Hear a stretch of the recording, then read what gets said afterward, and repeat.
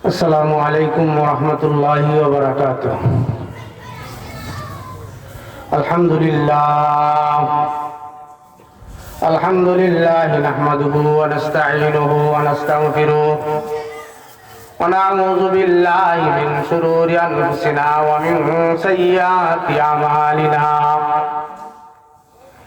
من يهده الله فلا مضل له ومن يضلله فلا هادي له ونشهد أن لا إله إلا الله وحده لا شريك له ونشهد أن سيدنا وسندنا وحبيبنا ومحبوبنا ومرشدنا ومولانا محمدا عبده ورسوله أرسله بالحق بشيرا ونذيرا وداعيا إلى الله بإذنه سراجا وقمرا منيرا. فقد قال الله تبارك وتعالى في كلامه المجيد وفرقانه الحميد. أعوذ بالله من الشيطان الرجيم. بسم الله الرحمن الرحيم. ألم يأن للذين آمنوا أن تخشع قلوبهم لذكر الله. وقال رسول الله صلى الله عليه وسلم التائب من الذنب كمن لا ذنب له أو كما قال عليه الصلاة والسلام. صدق الله المولانا العظيم وصدق رسوله النبي الكريم ونحن على ذلك من الشاهدين والشاكرين. أقول قولي أستغفر الله لي ولكم ولسائر المسلمين إنه هو الغفور الرحيم. সকলে মহব্বতের সাথে দুরূদ ইব্রাহিম পাঠ করি। اللهم صل على محمد وعلى آل محمد كما صليت على إبراهيم وعلى آل إبراهيم إنك حميد مجيد. اللهم بارك على محمد وعلى آل محمد كما باركت على إبراهيم وعلى آل إبراهيم إنك حميد مجيد. بلغ العلا بكماله كشف الدجى بجماله حسنت جميع خصاله صلوا عليه وآله.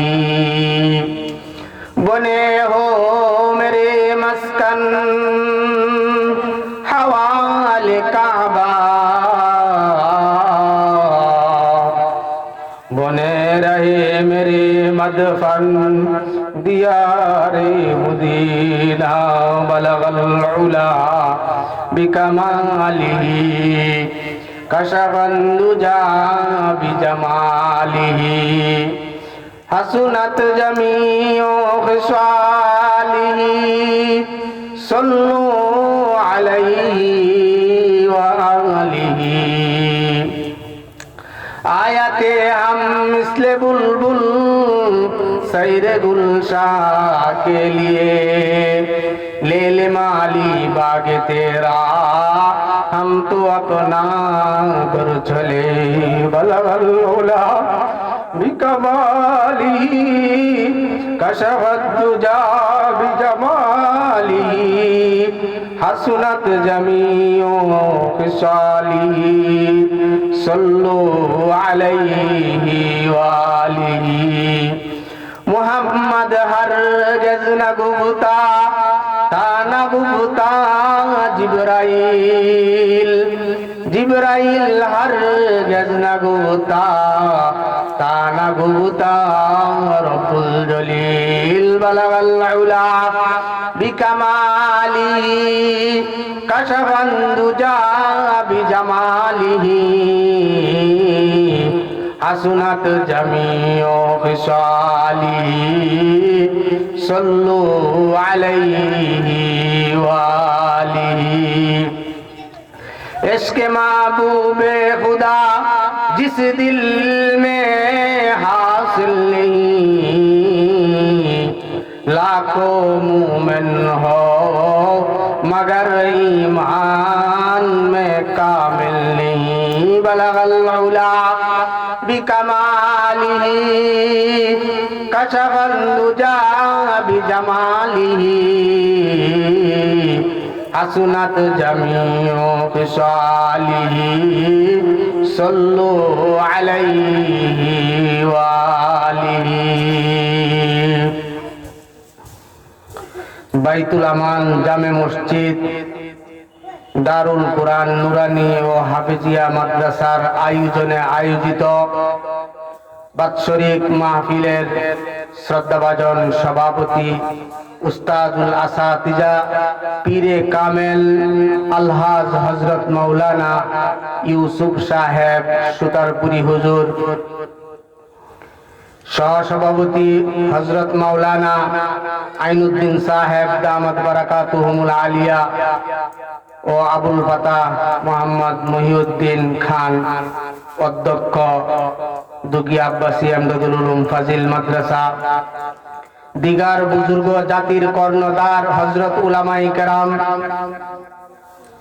সম্মুখ পানে সমবেত দিন দুরুদি ইসলাম প্রিয় সর্বস্তরের মুসলমান ভাই সব, পর্দানিশীন মা ও বোনেরা,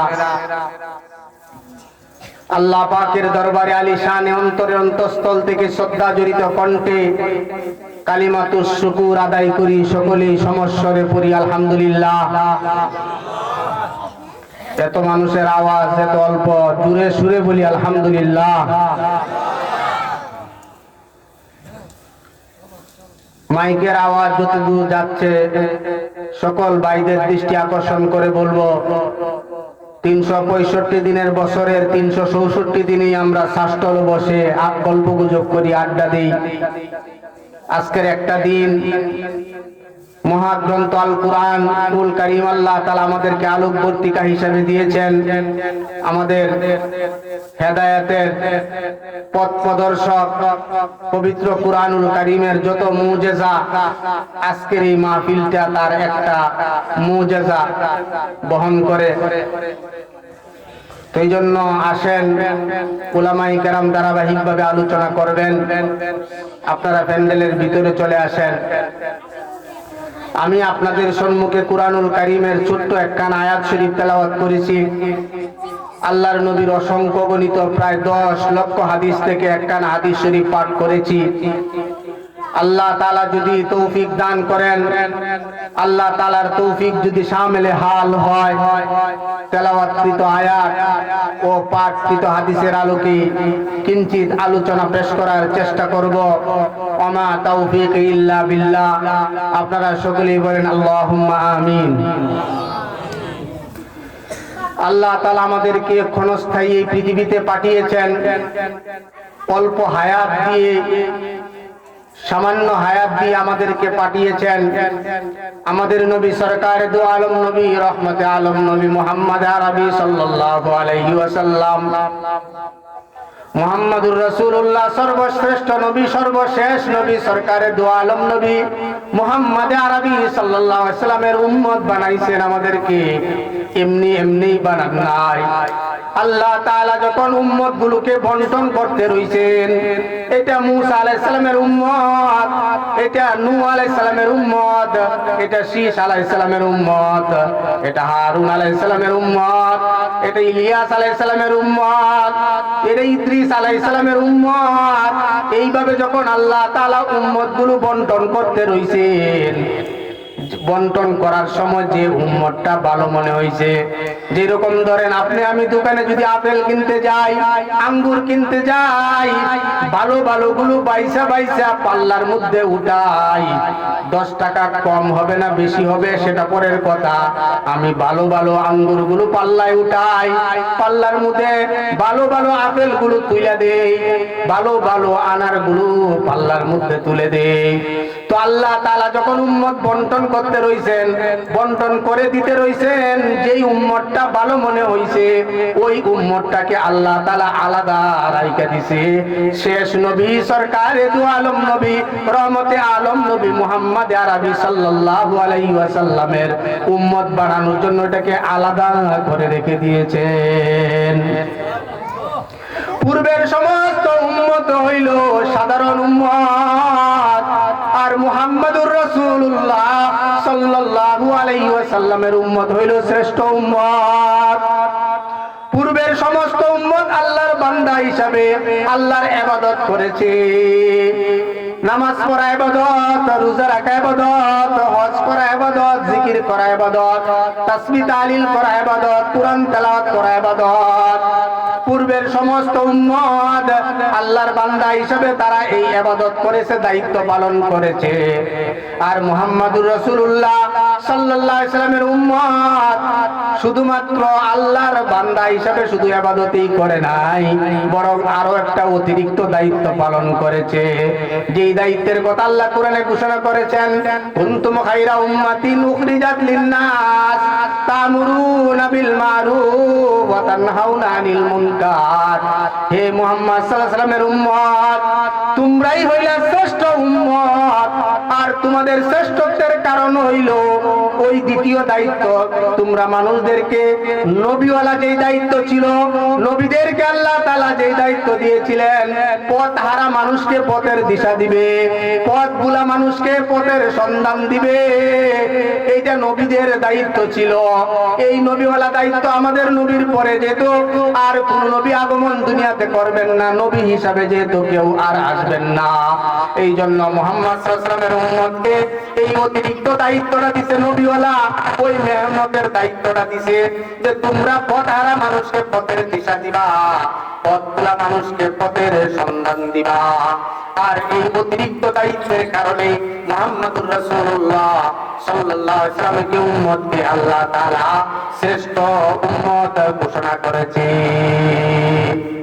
চিৎকার মেরে বলি সুবহানাল্লাহ। আল্লাহ তাআলা এই অল্প হায়াত দিয়ে আমাদেরকে পাঠাইছেন। আল্লাহর নবী বলেন, আমার উম্মতের বয়স হবে 60 থেকে 70 বছর।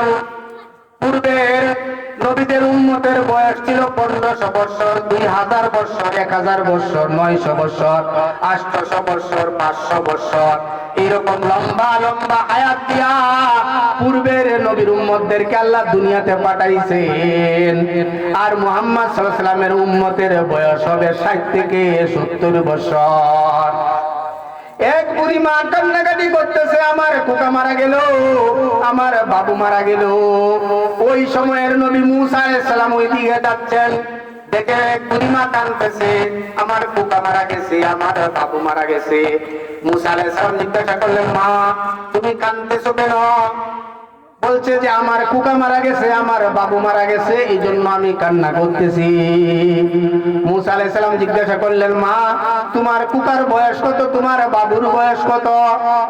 কয় 350 বছর। কত বছর? 350 বছর। মুসা আলাইহিস সালাম বলেন, মা তোমার কুকার বয়স 350 বছর, তুমি কাঁদতেছো। এমন এক নবী দুনিয়াতে আগমন করবে, যেই নবীর উম্মতের বয়সই হবে 60 থেকে 70 বছর। বুড়ি উত্তরে যে কথাটা বলেছে, ওই কথাটা স্বর্ণাক্ষরে লেখে রাখার মতো। বুড়ি বলতেছে, আমি যদি সেই নবীর উম্মত হইতাম, আমি যদি সেই নবীর উম্মত হইতাম, আমি বাড়িঘর বানানোর ফিকির করতাম না, এই 60-70 বছর আমি গাছতলায় কাটায়া দিতাম। সেই নবীর উম্মত আমরা, 60-70 বছর বয়স, কিন্তু এই দুনিয়াতে চলার জন্য, দুনিয়াতে বসবাসের জন্য কত বিল্ডিং এর ফিকির করি, ফ্যান লাইটের ফিকির করি, কত সুন্দর করে বাড়ি নির্মাণের ফিকির করি। কিয়ামতের আলামত গুলোর মধ্যে একটা আলামত হইল আইয়াতাতাওয়ালুনা ফিল বুনিয়ান। কিয়ামতের আগে যারা আসবে, তারা বিল্ডিং বানানোর জন্য প্রতিযোগিতা করবে। যে একতলা বানাইছে সে 2 তালার ফিকিরে থাকবে, যে 2 তালা বাড়ি বানাইছে 3 তালার ফিকিরে থাকবে। এইরকম ভাবে সে শুধু উপরের দিকে চাইতে থাকবে, বড় বড় অর্থের যোগান যেন হয়, যেন বড় বড় বিল্ডিং বানাইতে পারে, প্রতিযোগিতা করবে। সেই কিয়ামতের আগ মুহূর্তের মানুষগুলা হইলাম আমরা। কিয়ামতের আগ মুহূর্তের মানুষগুলো আমরা। আইয়াতাতাওয়ালুনা ফিল বুনিয়ান, বিল্ডিং বানানোর মধ্যে এখন আমাদের প্রতিযোগিতা লেগেছে। কথা ঠিক না বেঠিক? বিল্ডিং বানানোর মধ্যে প্রতিযোগিতা চলতেছে। কে কত বড় বিল্ডিং বানাইতে পারে, কে কত সুন্দর বাড়ি বানাইতে পারে। দোস্ত, 60-70 বছরের হায়াতি আল্লাহ তাআলা আমাদেরকে পাঠাইছেন দুনিয়াতে বিল্ডিং বানানোর প্রতিযোগিতা করার জন্য নয়। আল্লাহ রাসূল বলেন, আদ-দুনিয়া মাজরাতুল আখিরাহ। দুনিয়াটা আমি তোমাদেরকে দিয়েছি আখিরাতের শস্য, আখিরাতের ফসল উপার্জন করার জন্য আমি তোমাদেরকে দুনিয়া নামক হায়াত দিয়া তোমাদেরকে দুনিয়াতে পাঠাইছি। তোমরা তোমাদের আখিরাতকে সুন্দর করবা। মুহতারাম হাজরিন, আমি যে আয়াত তেলাওয়াত করেছি আপনাদের সম্মুখে, হে ঈমানদাররা, এখন কি তোমাদের সময় হয় নাই? গুনাহ থেকে বাঁচার সময় কি তোমাদের এখনো হয় নাই? তোমার সময় কি এখনো হয় নাই গুনাহ থেকে বাঁচার জন্য? আলাম ইয়ানি লিল্লাযিনা আমানু আন তাখশা কুলুবুহুম লিযিকরিল্লাহ। তোমাদের কি এখন সময় হয় নাই গুনাহ থেকে তওবা করার? আসো আসো, খাঁটি দিলে তওবা করো, তওবায়ে নাসুহা করো। খাঁটি দিলে যদি তওবা করো, তোমার যদি তওবায়ে নাসুহা যদি কপালে জুটে, আল্লাহর নবী বলেন, আত-তাইবু মিনাজ যামবি কামান লা যামবালা। তওবায়ে নাসুহা যার ভাগ্যে জুটবে, যেই উম্মতের ভাগ্যে তওবায়ে নাসুহা জুটবে, সে যেন এমন হয়ে যাবে তার আমলনামায় কোনো গুনাহই নাই। একদল যাদের আমলনামার মধ্যে কোনো গুনাহ নাই, শুধু নেকি আর নেকি লেখা থাকবে, তারা হইল নবী রাসূলদের জামাত। তারা হইল নবী রাসূলদের জামাত, যাদের আমলনামার মধ্যে গুনাহ বলতে কোনো কিছু নাই, শুধু নেকি আর নেকি লেখা থাকবে। তাদের জামাতটা হইল নবী রাসূলদের জামাত। আরেক দল যাদের আমলনামার মধ্যে গুনাহ আছে, নেকিও আছে, ওই দলটা হইলাম আমরা। ওই দলটা আমরা। আমাদের আমলনামার মধ্যে নেকিও আছে, গুনাহও আছে। কিন্তু যেই বান্দা তওবায়ে নাসুহা করবে, খাঁটি দিলে তওবা করবে, 4টা শর্তের সাথে যে তওবা করা হয়, ওই তওবাকে তওবায়ে নাসুহা বলা হয়। ওই তওবা যার জুটবে, তার আমলনামার থেকে আল্লাহ তাআলা গুনাহগুলোকে মিটায়া ওই বদির জায়গাগুলোর মধ্যে, ওই গুনাহের জায়গাগুলোর মধ্যে আল্লাহ তাআলা নেকি লিখে দিবে। তওবায়ে নাসুহার জন্য শর্ত হইল 4টা। 1 নম্বর শর্ত হইল, অতীতে যত গুনাহ করেছি আমি, ওই গুনার উপর লজ্জিত হওয়া, শর্মিন্দা হওয়া, অনুতপ্ত হওয়া। যা করেছি আমি ভুল করেছি, যা করেছি আমি অন্যায় করেছি, ওই অতীতের গুনাহের উপর লজ্জিত হওয়া, শর্মিন্দা হওয়া, অনুতপ্ত হওয়া তওবায়ে নাসুহার 1 নম্বর শর্ত। 2 নম্বর শর্ত হইল আজম বিল জজম করা, পাকা পোক্ত নিয়ত করা, আমি যা করেছি এতদিন ভুল করেছি, অন্যায় করেছি, পাকা পোক্ত নিয়ত করা আমি আর গুনাহ করব না। পাক্কা পোক্ত নিয়ত। অনেকেই বলে, উলামায়ে কেরাম বলেন, মানুষ ইসমে আজম খুঁজে, ইসমে আজম দিয়া দোয়া করলে আল্লাহ তাআলার কাছে দোয়া কবুল হয়। এই জন্য ইসমে আজম খুঁজে। কিতাবের মধ্যে লেখছে আল হিম্মাতু হিয়াল ইসমুল আজম। ইসমে আজম হইল পাক্কা পোক্ত এরাদা, আর নিয়তেই হইল ইসমে আজম। পাক্কা একজন মানুষ সে ইচ্ছা করলে গুনাহ করতে পারে, ইচ্ছা করলে সে নেকিও করতে পারে, ইচ্ছা করলে ওয়াজ মাহফিলে আসতে পারে, আবার ইচ্ছা করলে সে গানও যাইতে পারে, সিনেমা হলেও যাইতে পারে। পারে কি পারে না? কথা বলেন, পারে কি পারে না? ইচ্ছা করলে সে নেক কাজ করতে পারে, আবার ইচ্ছা করলে গুনাহ করতে পারে। একদল আছে যাদের গুনাহ করার ক্ষমতাই নাই, তারা হইল ফেরেশতাদের জামাত। যারা গুনাহ করার যাদের কোনো ক্ষমতা নাই, কোনো পাওয়ার নাই। আরেক দল হইল যারা নেক কাজ করার ক্ষমতা নাই, এক সময় ছিল কিন্তু এখন আর নেক কাজ করার ক্ষমতা নাই, তারা হইল শয়তানের জামাত। কাদের জামাত? শয়তানের জামাত। নেক কাজ করার ক্ষমতাই নাই। আল্লাহ চাইলেন আমি মাঝামাঝি একটা জাতি গঠন করব, দুনিয়াতে প্রেরণ করব। ইন্নী জাইলুন ফিল আরদি খলিফা, পৃথিবীতে আমার প্রতিনিধি পাঠাবো, মানুষ জাতি, যেই জাতি ইচ্ছা করলে গুনাহ করতে পারে, ইচ্ছা করলে নেক কাজও করতে পারে।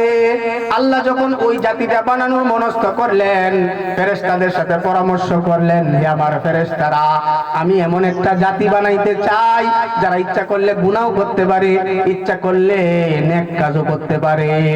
দাঙ্গা হাঙ্গামা করবে, মারামারি করবে, কাটাকাটি করবে, রাহাজানি করবে, ছিনতাই করবে, চুরি করবে, ডাকাতি করবে, ঘুষ খাইবে, সুদ খাইবে, এমন একটা জাতি আমি পৃথিবীতে পাঠাবো। ফেরেশতারা বললেন, এমন জাতি কেন আপনি বানাইবেন? আপনার গুণকীর্তন করার জন্য, আপনার মহিমা গাওয়ার জন্য তো আমরাই যথেষ্ট। নাহনু নুসাব্বিহু বিহামদিকা ওয়া নুকাদ্দিসু লাক, আপনার গুণকীর্তন করার জন্য, আপনার মহিমা গাওয়ার জন্য তো আমরাই যথেষ্ট।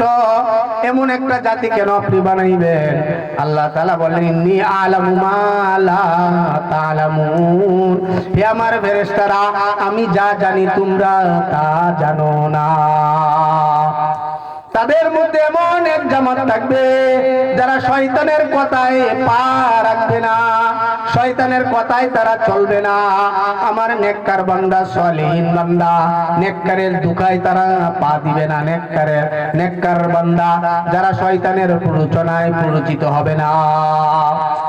একদল বান্দা আরেক দল বান্দা যদি শয়তানের কথায় পা দিয়েও দেয়, গুনাহের কাজ যদি করেও ফেলে, যখন 2 হাত তুলে চোখের পানিগুলো ছেড়ে দিয়ে তওবা করবে, তওবায়ে নাসুহা যখন করবে, আমি রব্বুল আলামিন তার পিছনের সমস্ত গুনাহ মাফ করে দিব। কাদের গুনাহ মাফ করে দিবেন? ওই তওবায়ে নাসুহা যারা করবে তাদের গুনাহগুলো আল্লাহ তাআলা সমূলে মিটিয়ে দিবেন। আমলনামার মধ্য থেকে গুনাহগুলো মিটায়া ওই নেক গুনাহগুলোর জায়গাগুলোর মধ্যে নেকি লিখে দিবেন। কারা? যারা তওবায়ে নাসুহা করবে, খাটিয়ে দিলে যারা তওবা করবে, সেই সুযোগটা আপনার আমার আছে না নাই? তওবায়ে নাসুহা করার সুযোগটা আপনার আমার আছে না নাই? আছে। 4টা শর্তের সাথে করতে হবে। এক নম্বর হলো অতীতের গুনাহের উপর লজ্জিত হওয়া, শর্মিন্দা হওয়া, অনুতপ্ত হওয়া, যা করেছি ভুল করেছি, যা করেছি ভুল করেছি। 2 নম্বর শর্ত হইল আজম বিল জজম, পাক্কা পোক্ত নিয়ত করা, আল্লাহ গুনাহ করেছি আর গুনাহ করব না। আর গুনাহ করব না, এতদিন সুদ খাইছি আর সুদ খাবো না, এতদিন ঘুষ খাইছি আর ঘুষ খাবো না, অন্যজনকে ঠকাইছি, বইনের ওয়ারিশ মারছি আর মারবো না, পাক্কাপোক্ত নিয়ত করে দিবে। 3 নম্বর শর্ত, 3 নম্বর শর্ত হইল গুনাহের পরিবেশ ছেড়ে দেওয়া। যেই সমাজে যেই এলাকায় থেকে গুনাহ করছে ওই সমাজ ছেড়ে দেয়। যেরকম গাট্টিওয়ালারা তবলিগওয়ালারা গুনাহ করছে বাড়িতে, গাট্টি লইয়া চলে যায় আল্লাহর ঘরে, পৃথিবীর আনাচে কানাচে যায় কি যায় না, দূর দূরান্তে চলে যায়। যেই পরিবেশে তাইকা গুনাহ করছি, যেখানে গাড়িটা নষ্ট হইছে ওইখানে তো গাড়ি ঠিক হবে না, হয় মিস্ত্রি আনতে হবে অথবা ঠেলায়া গাড়িটা ওয়ার্কশপে নিয়ে যাইতে হবে, ওই মিস্ত্রির ঘরে নিয়ে যাইতে হবে। কথা ঠিক না বেঠিক? এই জন্য তবলিগওয়ালারা গাঠি লইল ভাই 4 মাসের জন্য বাইর হইয়া যায়। যেই পরিবেশে তাকিয়া গুনাহ করছি, যেই পরিবেশে তাকিয়া নাপাকি কামাইছি, গান্দা জীবন করে তুলছি, ওই পরিবেশ ছাইড়া দিয়া চলো ভাই অন্য জায়গায় চলে যায়, আল্লাহর ঘরে ঘরে চলে যায়। মানুষের দ্বারে দ্বারে বারে বারে যায় দাওয়াত দিতে থাকে। আল্লাহ খাওয়ায়, আল্লাহ পালে, আল্লাহ ইজ্জতের মালিক, আল্লাহ মৌতের মালিক, আল্লাহ বেইজ্জতির মালিক, সব কিছুর করনেওয়ালা জাত আল্লাহ তাআলা। এত বেশি পরিমাণে বলতে থাকো, বলতে থাকো, চোখ দিয়া কিতাবে পড়তে থাকো, ব্রেন দিয়া চিন্তা বিকির করতে থাকো, করতে করতে এমন পর্যায়ে চলে যায় দিল থেকে ইয়াকিন বের হয়ে আসে, দিলের থেকে পাকাপোক্ত ইয়াকিন বের হয়ে আসে। আমার পালনেওয়ালা আল্লাহ, আমার মৌলে মৌতের মালিক আল্লাহ, ইজ্জতের মালিক আল্লাহ, বেইজ্জতির মালিক আল্লাহ, সব কিছুর করনেওয়ালা জাত আল্লাহ। এত বেশি পরিমাণে বলতে থাকো যেন তোমার অন্তরেটা গ্রথিত হয়ে যায়। অন্তরে কি হয়ে যায়? গ্রথিত হয়ে যায়, অন্তরের মধ্যে যেন বসে যায়, এইরকম ইয়াকিন হয়ে যায়। ইন্নাল্লাযীনা ক্বালু রাব্বুনাল্লাহ সুম্মা ইসতাকামু তাতানাজ্জালু আলাইহিমুল মালায়েকা। যে বলে আমার রব আল্লাহ, আমার ইজ্জতের মালিক আল্লাহ, আমার বেইজ্জতের মালিক আল্লাহ, হায়াতের মালিক আল্লাহ, মৌতের মালিক আল্লাহ, এই কথাটা যত বেশি বলবা, চোখ দিয়া কিতাবে যখন পড়বা, কোরআনের আয়াতগুলো, হাদিসের টুকরাগুলো যত বেশি পড়তে থাকবা, ব্রেন দিয়া চিন্তা, কান দিয়া শুনবা, ব্রেন দিয়া চিন্তা বিকির করবা, যত বেশি করবা তোমার অন্তরে এটা বসে যাবে, অন্তরে গ্রথিত হয়ে যাবে যে আমার রব আল্লাহ। আমার রবকে মুয়াজ্জিন যখন আযান দেয় আল্লাহু আকবার, আল্লাহু আকবার, আল্লাহ বড়, আল্লাহ মহান, আল্লাহ মহান, আল্লাহ বড়, যখন এই কথার স্বীকৃতি মুয়াজ্জিন দেয়, শ্রোতারা দুনিয়ার ছোট ছোট কারবার, কাজ কারবার, দোকান পাট ছেড়ে কোথার দিকে রওনা হয়? মসজিদের দিকে রওনা হয়। আজানের ধ্বনি কানে চলে আসছে, আল্লাহ বড়, এখন আর দুনিয়ার কোনো কিছু চলতে পারে না। যেটা ছিল সাহাবায়েদের নমুনা, সাহাবা আজমাইনদের নমুনা, যখন আজানের ধ্বনি কানে আসছে, দুনিয়ার কাজ, কুড়াল লইছে লাকড়ি ছিঁড়ার জন্য, কুড়াল উঠাইছে মাথার উপরে, আজানের ধ্বনি কানে আসছে। যখন আজানের ধ্বনি কানে আসছে, আল্লাহু আকবার, আল্লাহু আকবার, কুড়াল আর সামনের দিকে আনে নাই, পিছন দিকে ফেলে দিছে, ফেলে দিয়া মসজিদের দিকে রওনা হয়েছে নামাজ পড়ার জন্য, পাক পবিত্রতা হাসিল করার জন্য।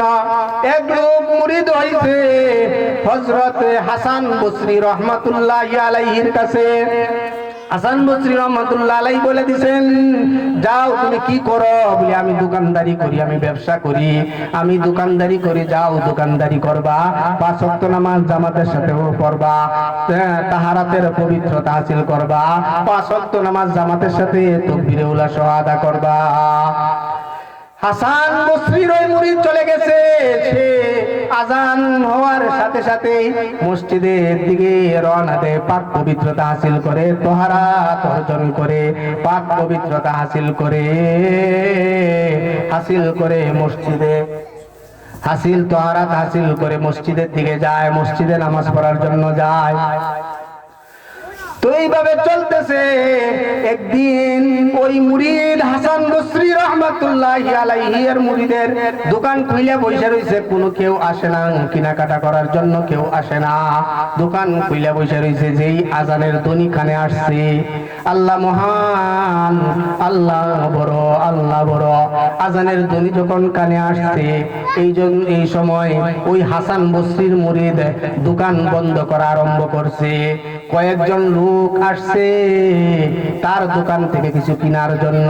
ভাই আসছিলাম তোমার দোকান থেকে কিছু কেনার জন্য।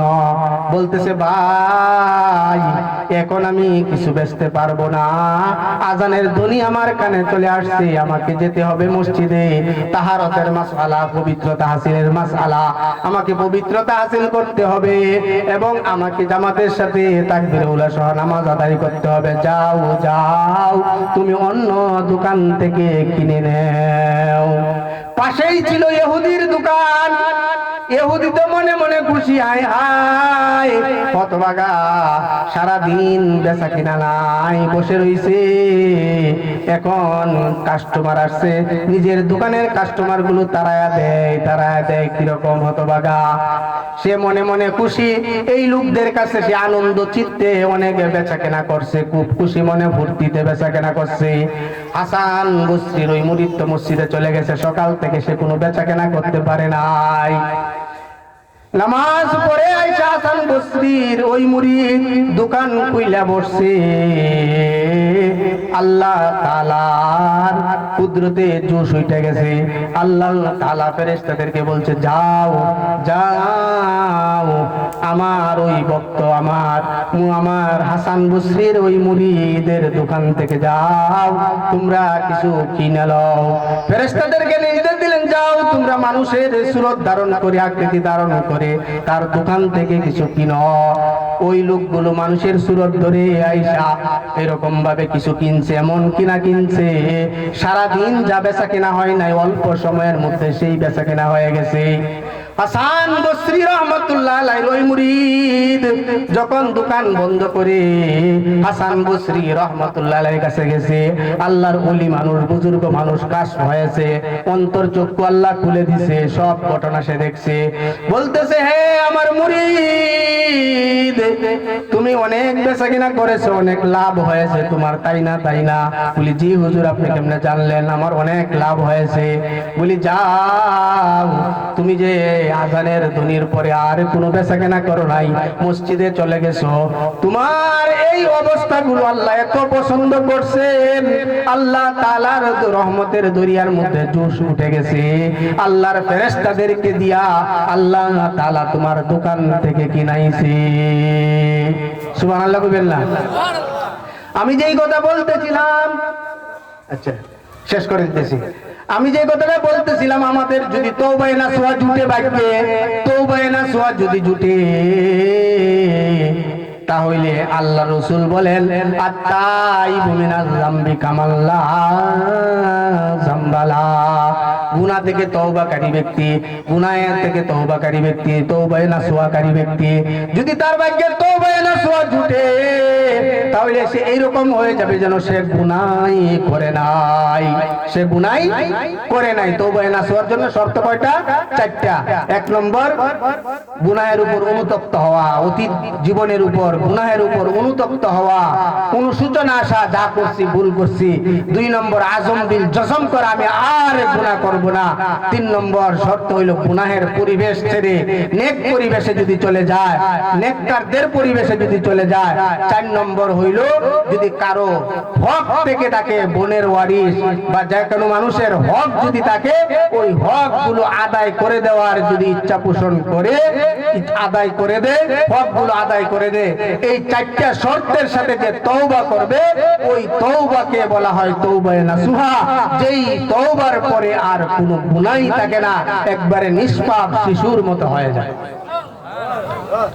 তো আল্লাহ তাআলা যেন আমাদেরকে, আমার সময় শেষ, আমি যে আলোচনাটা শুরু করছিলাম সেটা দিকে শেষের দিকে যাওয়া যাবে না।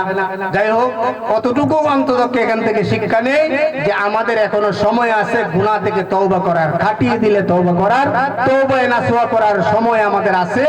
এই সময় যদি আল্লাহ তাআলার কাছে কায়মুল বাক্যে আমরা খাটিয়ে দিলে আল্লাহর কাছে তওবা করে নিতে পারি, তাহলে আল্লাহ তাআলা আপনাকে আমাকে নিষ্পাপ বানায় দিবেন। আপনাদের আমাদের আমলনামা থেকে, আমলনামার যেখানে যেখানে গুনাহ লেখা আছে আল্লাহ তাআলা ওইটাকে মিটাইয়া দিবেন এবং ওই গুনাহের জায়গাগুলোতে আল্লাহ তাআলা নেকি দিয়া ভরপুর করে দিবেন। আল্লাহ তাআলা যেন আমাদেরকে সকলকে যেন তওবা নাসুহা যেন আল্লাহ তাআলা আমাদেরকে নসিব করেন।